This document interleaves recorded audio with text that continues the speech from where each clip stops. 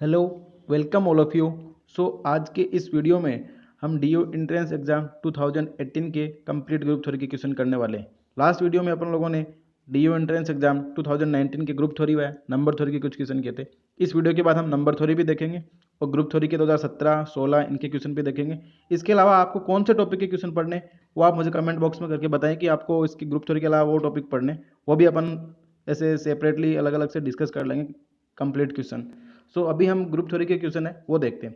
तो पहला क्वेश्चन यहाँ पे आया हुआ है कि let G be an abelian group of order 2018 and f from G to G be defined as f x equals to x की पावर 5, देन कि एफ एन ऑटोमॉर्फिज्म है, एफ इज एन इंजेक्टिव है, f is not injective, f is not surjective और there exist e not equals to x in G such that f x equals to x inverse. तो अपने को बताना है कौन सा स्टेटमेंट ट्रू है। यहाँ पे जी क्या है, आबिलियन ग्रुप है और ऑर्डर उसका 2018 है, फाइनाइट है और F from G to G define किस प्रकार है, F x equals to x की पावर 5। तो जब भी ऐसा क्वेश्चन आए कि जी आबिलियन हो, फाइनाइट हो, तो हम एक रिजल्ट है वो जानते हैं कि f x equals to x की पावर एन, अगर ऑर्डर ऑफ जी अगर एन है और f x equals to x की पावर एम है और अगर G C D of m and n 1 हो जाता है तो उस केस में ये जो होमोमॉर्फिज्म है ये ऑटोमॉर्फिज्म बन जाती है। और ऑटोमॉर्फिज्म बोलने का मतलब ये होता है कि अगर कोई जी से जी पे आइसोमॉर्फिज्म हो जाती है, अगर यानी वो खुद से खुद पे हो जाती है तो हम उसको ऑटोमॉर्फिज्म बोल देते हैं। तो आइए इसका सॉल्यूशन देखते हैं।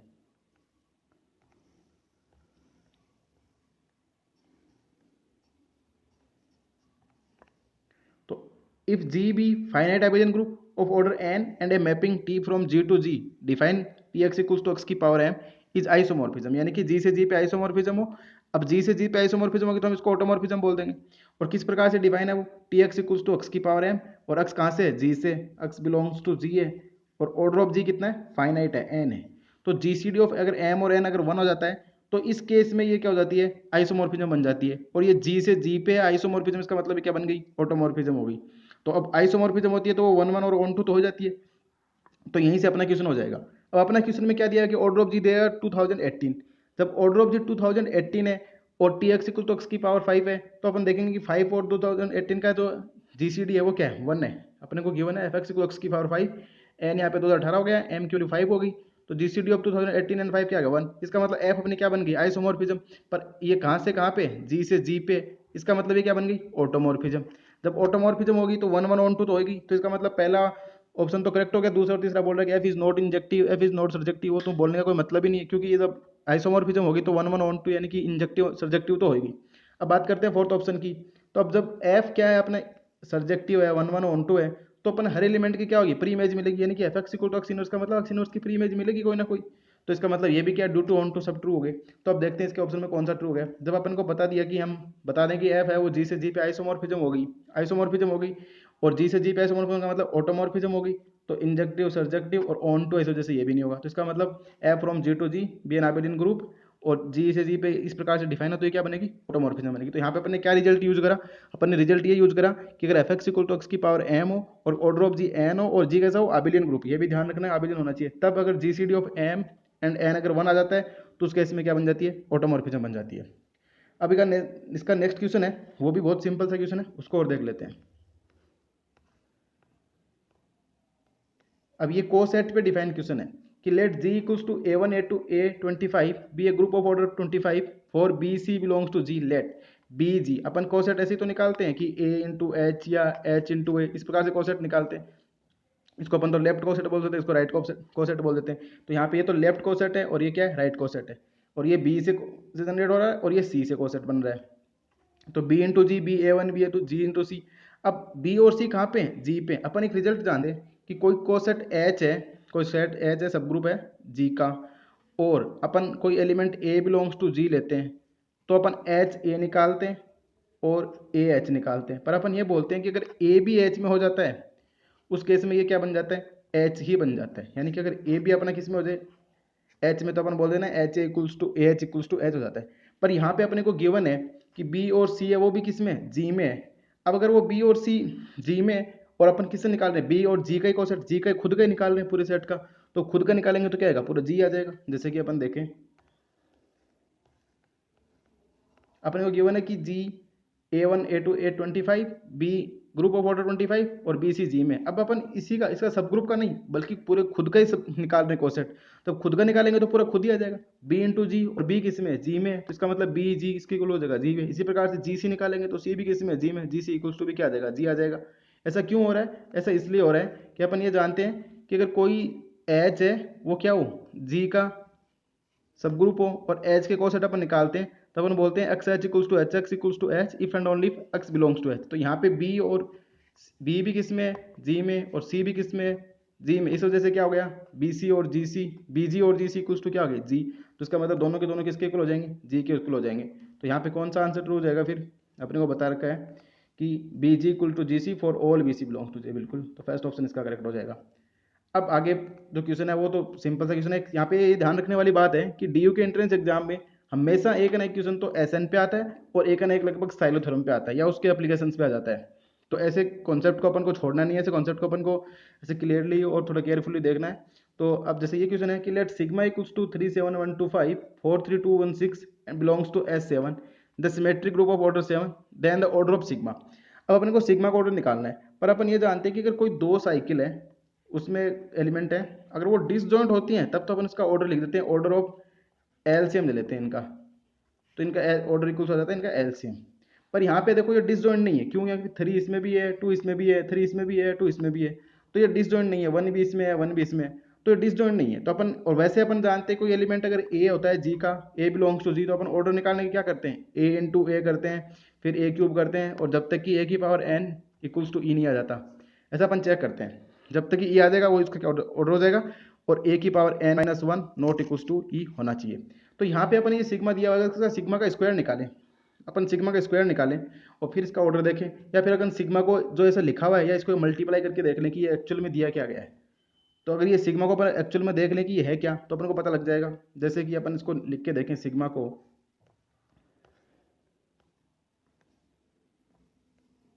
जैसे कि ये सिग्मा गिवन है कि 37125 और 43216 बिलोंग्स टू, अगर इन दोनों को मल्टीप्लाई करें तो देखते क्या आता है।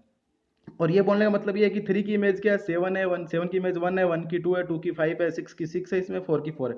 जैसे 1 2 3 4 5 6 7 लिखा और इनके नीचे इनकी इमेज लिख दी। इसी प्रकार से इस वाले साइकिल को ऐसे लिखा और इसके नीचे इसकी इमेज लिख दी। अब मल्टीप्लाई करते हैं तो अपन क्या करते हैं, इसमें इमेज देखते हैं फिर ऐसे चलते हैं, यानी कि यहाँ से ऐसे जाएंगे और फिर इसमें इमेज देखेंगे। जैसे अपन इनको मल्टीप्लाई करें तो यहाँ पे 1 की इमेज क्या है 6 है, और 6 की इमेज इसमें क्या है 6 है, तो यानी कि 1 की इमेज क्या आ गई 6 आ गई। अब बात करते हैं 6 की इसमें इमेज कितनी है 4 है, और इधर 4 की कितनी है 4, तो 6 की क्या आ गई 4 आ गई।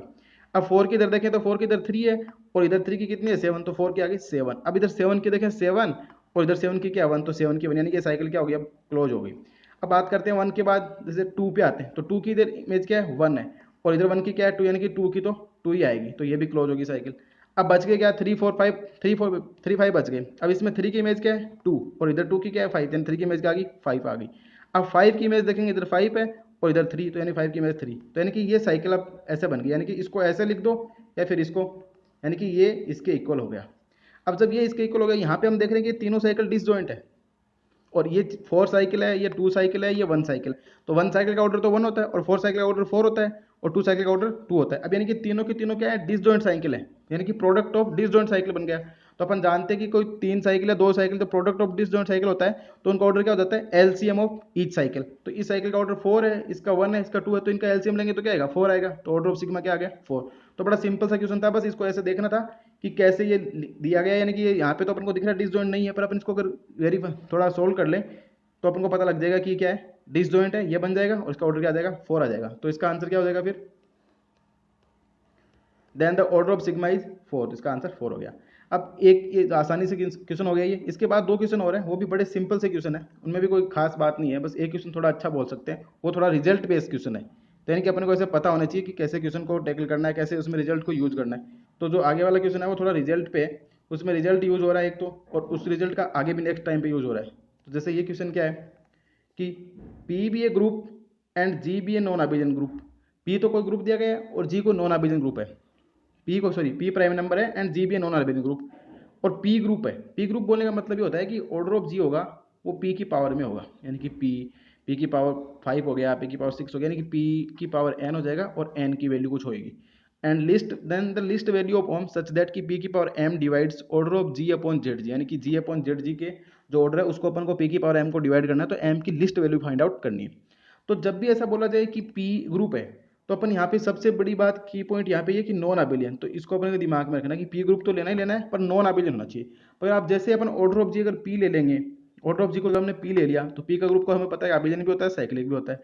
पी स्क्वायर ले लेंगे तब भी अबिलियन होता है और साइक्लिक होता है। इसका मतलब ऑर्डर ऑफ जी ना तो पी होगा ना ही पी स्क्वायर होगा। तो अब पी स्क्वायर से बड़ा अपन कुछ भी ले सकते हैं, यानी कि पी की पावर एन लेंगे और एन ग्रेटर देन 2 कुछ भी ले सकते हैं। जैसे अपने पी क्यूब ले लेते हैं, अपन को क्या करना है कि पी कोई प्राइम नंबर दिया हुआ है, जी नॉन अबिलियन ग्रुप है, और अपन को ऐसा हम फाइंड आउट करना है कि वो इसको डिवाइड कर दे order of G upon Z G को। तो अब हम इसका सोल्व करते हैं। जैसे तो हमने ले लिया कि let p be prime number and order of G अपने को दिया हुआ कि ऑर्डर ऑफ जी हम मान लेते हैं कि पी की पावर एन और एन ग्रेटर देन 2 है, यानी कि ना तो एन इक्वल्स टू 1 हो सकता है ना एन इक्वल्स टू 2 हो सकता है, क्योंकि अगर पी एन इक्वल्स टू 1 और 2 हो जाएंगे तो पी और पी स्क्वायर बनेंगे, जो कि अबिलियन है, पर अपने को जी गिवन है नॉन अबिलियन। तो इस बात को अपने को ध्यान में रखना है और एम को अपने को फाइंड आउट करना है। तो हमने मान लिया कि p equals to n equals to 3, तो ऑर्डर ऑफ जी क्या बन गया, पी क्यूब बन गया। अब अपन यहाँ पे रिजल्ट ये जानते हैं कि जब भी order of G P cube होता है, तो जो सेंटर ऑफ जी होता है ना, उसके पास दो पॉसिबिलिटी होती है, या तो पी होता है या सेंटर ऑफ जी क्या होता है, पी स्क्वायर होता है। अब कैसे पता लगेगा कि order of ji p square हो गया पी, इसको हम चेक कर लेते हैं। वैसे डायरेक्ट रिजल्ट अपन याद भी रख सकते हैं। अब देखो एक रिजल्ट ये है कि ऑर्डर ऑफ जी अगर पी की पावर एन होता है तो n greater than equals to 1 है, तो order of Z G centre का ग्रुप होना है, उसमें एक या एक से अधिक एलिमेंट होगा, हमेशा मोर देन 1 होगा। यानी कि जब भी order of G P cube हो रहा है, तो अपन को अगर order of G P cube P की पावर एन है, एन ग्रेटर देन 1 है, तो अगर सेंटर ऑफ जी निकालेंगे तो उसके ऑर्डर में हमेशा एक से अधिक एलिमेंट आएगा, यानी कि सेंटर में हमेशा एक से अधिक एलिमेंट होगा। तो यहाँ पे order of G P cube है, देन ऑर्डर ऑफ जेड जी। अब हमको ये भी पता है कि ऑर्डर ऑफ जेड जी होता है ना, वो सब ग्रुप होता है, और हम ये जानते हैं कि सब ग्रुप का ऑर्डर ग्रुप के ऑर्डर को डिवाइड करता है। तो यहाँ पे पी क्यूब है, तो पी क्यूब को क्या क्या डिवाइड कर सकता है, पी क्यूब को 1 भी डिवाइड कर सकता है, पी भी डिवाइड कर सकता है, पी स्क्वायर भी कर सकता है और पी क्यूब भी कर सकता है। पर ना तो ऑर्डर ऑफ जी जेड जी ना वो 1 तो हो नहीं सकता। क्यों? क्योंकि 1 क्यों नहीं हो सकता? 1 इसलिए नहीं हो सकता क्योंकि अगर 1 हमने देखा कि ऑर्डर ऑफ जी अगर पी की पावर एन है और एन ग्रेटर देन 1 है, तो उस केस में सेंटर ऑफ जी होगा, उसका ऑर्डर क्या होगा, ग्रेटर देन 1 होगा। तो 1 नहीं हो सकता, ग्रेटर देन 1 होगा, तो यानी कि पहला ऑप्शन तो ये तो डिस्कार्ड हो गया। अब बात करते हैं कि ये पी क्यूब भी नहीं होगा, क्योंकि अगर पी क्यूब हो जाएगा तब सेंटर ऑफ जी का ऑर्डर भी और जी के ऑर्डर के इक्वल हो जाएगा। इसका मतलब जी इक्वल्स टू जेड जी, और हम जानते हैं कि जी इक्वल्स टू जेड जी तभी होता है जब जी अबिलियन होता है। तो इसका मतलब ना तो ऑर्डर ऑफ जी 1 होगा और ना ही पी क्यूब होगा, क्योंकि पी क्यूब होने पे तो क्या बन जाता है, वो जी बन जाता है, और 1 हो नहीं सकता, क्योंकि पी की power n n greater than 1 होता है, तो order of G center of G है ना वो कभी भी 1 नहीं हो सकता। इसका मतलब ना तो पी क्यूब होगा और ना ही 1 होगा। अब बात करते हैं कि पी स्क्वायर हो जाए। अगर पी स्क्वायर हो जाएगा तब order of G upon Z G क्या होता है, order of G upon order of Z G, यानी ऑर्डर ऑफ जी तो क्या है, पी क्यूब माना हमने, और जेड जी मान रहे पी स्क्वायर, तो पी स्क्वायर यानी कि order of G upon Z G क्या आ गया, पी आ गया। यानी कि अगर कोई ग्रुप है, फाइनाइट ग्रुप है, उसका ऑर्डर पी है, तो वो जेड पी का आइसोमॉर्फिक होगा। इसका मतलब यहाँ से जी अपॉन जेड जी किसका आइसोमॉर्फिक होगा, जेड पी का आइसोमॉर्फिक हो गया। तो जब जी upon Z P sorry G upon Z जी जेड पी का आइसोमॉर्फिक हो गया, तो इसका मतलब जी अपॉन जेड जी साइक्लिक बन गया, क्योंकि जेड पी साइक्लिक होता है। अब यहाँ से एक रिजल्ट और जानते हैं, इस रिजल्ट का आगे वाले क्वेश्चन में भी यूज करेंगे और इसमें भी यूज है। वो क्या है कि अगर जी अपॉन जेड जी अगर जेड पी का आइसोमॉर्फिक हो जाता है, तो जी अपॉन जेड जी हमें पता लग गया कि साइक्लिक बन जाता है। और हम जानते हैं कि G upon Z G cyclic if and only G is abelian, यानी कि G upon Z G cyclic तभी होएगा जब G abelian. If and only result है ये, इफ एंड ओनली हो गया। इसका मतलब अब यहाँ पे क्या पता चला गया कि जी अबिलियन बन गया, क्योंकि जी अपॉन जेड जी जेड पी का आइसोमॉर्फिक होता है, ये अबिलियन भी होता है साइक्लिक भी होता है, तो जी भी क्या बन गया, अबिलियन। पर जबकि अपने को दिया हुआ कि जी तो कैसा है, नॉन अबिलियन। इसका मतलब जी अपॉन जेड जी जेड पी का आइसोमॉर्फिक नहीं हो सकता, इसके आइसोमॉर्फिक नहीं, तो इसका मतलब ऑर्डर ऑफ जेड जी है वो क्या नहीं हो सकता, order of Z G p square नहीं हो सकता। तो अब क्या पॉसिबिलिटी बची, 4 पॉसिबिलिटी थी, हमने 3 को डिस्कार्ड कर दिया, 1 पी स्क्वायर पी क्यूब, तो बचा क्या, order of Z G p. अब जब order of Z G p हो जाएगा तो order of G upon Z G क्या बनेगा, order of G upon Z G यानी कि पी स्क्वायर बन गया। तो यानी कि order of G upon Z G p square है, और अपन इसमें पी की पावर एम को डिवाइड कर रहे हैं, तो अपने को list value of m find out करना है कि वो इसको डिवाइड कर दे। तो पी स्क्वायर अपन को पता है कि पी स्क्वायर को डिवाइड कर देता है, तो इसका मतलब एम की वैल्यू क्या आ गई, 2 आ गई।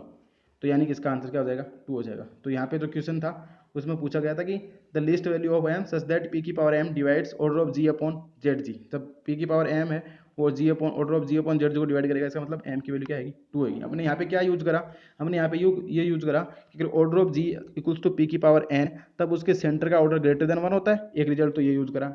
और एक हमने ये करा कि जी अपॉन जेड जी यानी quotient group of G by center Z G is cyclic if and only G कैसा होगा, अबिलियन होगा। तो इस प्रकार से इसका यूज करते हुए हमने इस क्वेश्चन का आंसर बता दिया कि इसका आंसर क्या होगा, 2। अब इस पे एक क्वेश्चन और है जो कि बहुत ही इंपॉर्टेंट तो है, और उसमें सारे 3-4 तो रिजल्ट यूज हो रहे हैं, और उसमें कुछ fundamental theorem of first isomorphism हम जानते हैं, उसका भी हम यूज करेंगे। तो वो क्वेश्चन भी बड़ा सिंपल सा ही है और आसान सा क्वेश्चन है, उसको और देख लेते हैं। तो वो क्वेश्चन क्या है कि which of the following statement is false. अब ऐसे क्वेश्चन को अपन को गलत नहीं करना है, क्योंकि ऐसे क्वेश्चन में अमूमन गलती हो जाती है। अपन देखते हैं कि every question group of cyclic group is cyclic, हम सोचते हैं कि रिजल्ट तो सही है और इसको टिक मार देते हैं। तो सबसे पहले यहाँ पे की पॉइंट्स है फॉल्स पूछ रहा है, तो अपन को फॉल्स को ध्यान में रखना है, फॉल्स को अंडरलाइन कर लेना है कि अपने को स्टेटमेंट कैसा बताना है, फॉल्स बताना है। तो ऐसे पूछा ना विच ऑफ द फॉलोइंग कन्वर्जेंट, तो हम नॉट कन्वर्जेंट, हम कन्वर्जेंट देखते हैं और कन्वर्जेंट पे टिक मार कर देते हैं। तो ऐसे क्वेश्चन में गलती होने के चांस रहते हैं। और जब भी ऐसे फॉल्स पूछे, नॉट ट्रू पूछे, तो ऐसे दिमाग में रखना कि पहला ऑप्शन है ना वो हमेशा ट्रू होता है, वो फॉल्स नहीं होता है, ऐसा ध्यान रखना है। तो यहाँ पे कुछ डायरेक्ट रिजल्ट है कि every question group of a cyclic group is cyclic if G is a group and Z G is a centre such that quotient group G by Z G is cyclic then G is abelian. और कुछ results ये वाला आगे वाला option ये कि if G and H are subgroup and f from G to H is homomorphism then F induce an isomorphism of G upon kernel f with H और every question group of an abelian group is abelian. तो ये चार option दिए गए। तो हम कुछ results जानते हैं। अब वो रिजल्ट क्या है वो देखते हैं पहले एक बार। रिजल्ट ये है कि अपन जानते हैं कि every question of cyclic group is cyclic होता है and every question group of an abelian is abelian, पर कन्वर्स ट्रू नहीं होता है, ये ध्यान रखना, कन्वर्स ट्रू नहीं होता है। Every question of cyclic group is cyclic and every question of an abelian group is abelian. Converse का मतलब है कि अगर क्वेश्चन ग्रुप साइक्लिक होता है तो क्या उसका ग्रुप खुद साइक्लिक होगा, अगर क्वेश्चन अबेलियन है तो क्या ग्रुप अबेलियन होगा, ऐसा जरूरी नहीं है। इसके एग्जांपल के अपन क्यू देख सकते हैं, क्यू बाई जेड। तो क्यू बाई जेड तो मतलब क्या होता है, अबेलियन साइक्लिक वो सब हो जाते हैं, उसके सारे सब ग्रुप साइक्लिक होते हैं, पर क्यू साइक्लिक नहीं होता है। तो इसका कन्वर्स ट्रू नहीं है। पर ये रिजल्ट क्या है कि every question of cyclic group is cyclic and every question of abelian group is abelian. और ये रिजल्ट हमने अभी देखा था कि G upon Z G cyclic if and only G is abelian, यानी कि G upon Z G cyclic if and only G abelian. अब अपन इस क्वेश्चन के ऑप्शन पे आते हैं, तो यहाँ से आपको कुछ आइडिया मिल जाएगा। अगर ये तीनों रिजल्ट पता होंगे तो इस क्वेश्चन को सोल्व करने की भी जरूरत नहीं है, डायरेक्ट इसका आंसर कर सकते हैं, पर अपन इसको सोल्व भी करेंगे। कि यहाँ पे क्या गिवन है कि every question of group of a cyclic is group cyclic, बिल्कुल करेक्ट बात है, अपने को फाल्स पूछा है, ये नहीं हुआ। अब एक बार दूसरे ऑप्शन को छोड़ दो आप, तो दूसरे ऑप्शन को देखो कि G is a group and Z G is the center of group, यानी कि जी तो ग्रुप है और जेड जी उसका सेंटर है। Then the question G by Z G, यानी कि जी अपॉन जेड जी की बात हो रही है, G by Z G is cyclic then G is abelian. हम जानते हैं कि result if and only if होता है, अगर ये साइक्लिक है तो अपना जी कैसा बनेगा, अबेलियन बनेगा। ये रिजल्ट भी हम जानते हैं, इसका मतलब ये भी क्या हो गया, करेक्ट हो गया, तो ये भी ट्रू हो गया। अब आगे वाले ऑप्शन पे आते हैं। आगे वाले ऑप्शन क्या है, आगे वाला ऑप्शन ये है कि जी एंड एच ग्रुप, इसको छोड़ो एक बार। अब फोर्थ पे आओ, every question group of an abelian is group abelian, यानी कि question of abelian is abelian, every question group of an abelian group is abelian. तो ये भी हम जानते हैं, ये भी ट्रू है। तो यानी कि फर्स्ट सेकंड और फोर्थ डायरेक्ट रिजल्ट है, फर्स्ट सेकंड फोर्थ डायरेक्ट, तो बचा कौन सा, थर्ड, तो इसका आंसर क्या हो जाएगा, थर्ड। अब इसको थर्ड को वेरीफाई कर लेते हैं कि अपने को थर्ड में क्या गिवन है कि G and H are group F from G to H homomorphism then F induce an isomorphism G upon kernel F to, G upon kernel F to H, ऐसा अपने को बताया गया है। और अपने को गिवन क्या है, f from G to H कैसी है, होमोमॉर्फिज्म है, यानी कि ये तो होमोमॉर्फिज्म है और ये बता रहा है कि ये आइसोमॉर्फिज्म बन जाएगी यहाँ से यहाँ पे। अब हम जानते हैं कुछ, हम जानते हैं कि first fundamental theorem of isomorphism क्या होती है, ऐसा बोल सकते हैं first theorem of group homomorphism या फर्स्ट थ्योरम ऑफ आइसोमॉर्फिज्म। वो ये बोलती है कि अगर f from G to H कोई होमोमॉर्फिज्म है then f is homomorphism then G upon kernel f isomorphic to f H. F H यहाँ पे ध्यान रखना, एफ एच की बात हो रही है ना कि एच, जबकि अपने को इस ऑप्शन में क्या दिया गया है कि जी अपॉन कर्नल एफ है वो एच के आइसोमॉर्फिक जाएगी। हम जानते हैं कि एफ एच का एच होना जरूरी नहीं है, हो भी सकता है और नहीं भी हो सकता।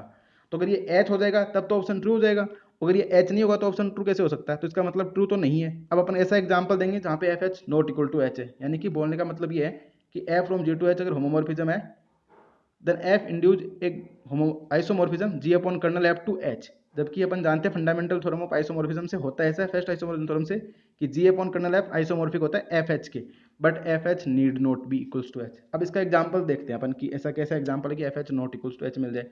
जैसे अपन डिफाइन करें F from R star, R star बोलने का मतलब है कि नॉन जीरो रियल नंबर, यानी कि इसमें जीरो शामिल नहीं, आर माइनस जीरो से एफ डिफाइन कर दिया मोड एक्स में। अब अगर हम देखें इस फंक्शन की रेंज है या इस होमोमॉर्फिज्म की रेंज तो क्या आएगी, आर प्लस ही आएगी ना, क्यों, क्योंकि इसमें कोई भी नेगेटिव नंबर नहीं आएगा, यानी कि इसकी रेंज क्या आएगी, आर प्लस ही आएगी, इसमें कोई नेगेटिव नंबर नहीं आएगा। तो इसका मतलब आर प्लस तो not equal to R star होता है। तो हम यहाँ से बोल सकते हैं कि एफ एच है वो एफ आर स्टार है वो not equal to R star, not equal to R star, तो ऊपर वाला रिजल्ट क्या हो गया, रॉन्ग हो गया यहीं से। अब इसको देखें, अपन को निकालना है एफ अपॉन जो R star upon kernel f, तो कर्नल एफ का मतलब होता है कि वो एलिमेंट जो इसकी आइडेंटिटी पे मैप होंगे। और इसकी आइडेंटिटी क्या है, हमें पता है कि आर स्टार की आइडेंटिटी क्या होती है, R star non zero real number multiplication के अंदर में ग्रुप बनाता है और उसकी आइडेंटिटी क्या होती है, वन होती है।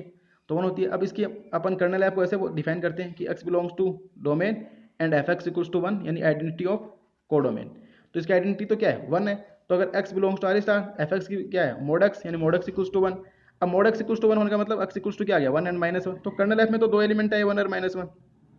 और एफ आर स्टार निकालेंगे वो क्या आएगा, आर आर प्लस आएगा ना, जो कि not equals to R star है। इसका मतलब ये कैसा हुआ, ये अगर अपन ऐसा देखें कि जी अपॉन कर्नल एफ, देखें G upon kernel F not isomorphic to H, तो ये एच के आइसोमॉर्फिक नहीं होगी। यानी कि G upon kernel F not isomorphic to H, जबकि बोला गया ये होती है एफ एच के, जबकि अपने एफ एच के होती है, जबकि अपने को क्या बोला गया, एफ एच के। तो इसका मतलब ये एफ एच के नहीं है, एच के नहीं है, एफ एच के होती है। अपने को दिया गया ये, पर ये तो ट्रू नहीं है। तो इसका मतलब kernel f, sorry G upon kernel f isomorphic to f H होता है। तो इसका मतलब ये जो थर्ड ऑप्शन है वो क्या हो गया, रॉन्ग हो गया। तो इसका आंसर क्या हो जाएगा फिर, which of the following statement is false. तो which of the following statement is false, it means third option is false. तो फर्स्ट सेकंड फोर्थ तो डायरेक्ट रिजल्ट थे, और ये तीनों रिजल्ट हैं, ये तो ऐसे रिजल्ट है कि अपने को हमेशा याद होने चाहिए, ताकि ग्रुप थ्योरी में कुछ रिजल्ट्स होते हैं जो अपन को याद होने चाहिए। उनके बेसिस पे क्या होता है, क्वेश्चन बड़ा आसान हो जाता है और टाइम भी कम लगता है। तो ऐसे रिजल्ट्स हैं, तो हम इसके बाद में रिवीजन भी देख लेंगे ग्रुप थ्योरी का। तो आप मुझे कमेंट बॉक्स में बता दीजिए कि ग्रुप थ्योरी के अलावा आपको कौन सा टॉपिक पढ़ना है, उसी को अपन पढ़ा देंगे और उसी के क्वेश्चन कर लेंगे। सो इस प्रकार के अच्छे अच्छे क्वेश्चन देखते रहिए। एंड नेक्स्ट वीडियो में हम 2017 के ग्रुप थ्योरी के देखेंगे, उसके बाद जो भी आपकी डिमांड होगी उसके according. So thanks for watching and keep continue watching exponential mathematics. Thank you.